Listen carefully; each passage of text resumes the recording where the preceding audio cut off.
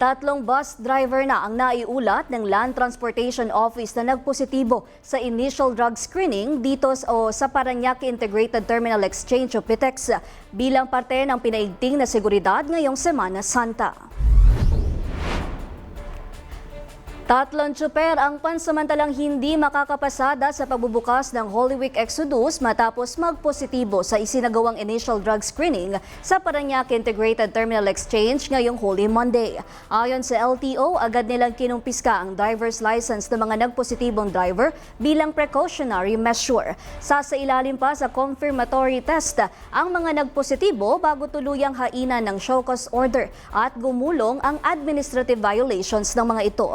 As of 2 p.m., umabot na sa 129 test ang naisagawa ng LTO, katuwang ang PIDEA, DOTR at Philippine Coast Guard.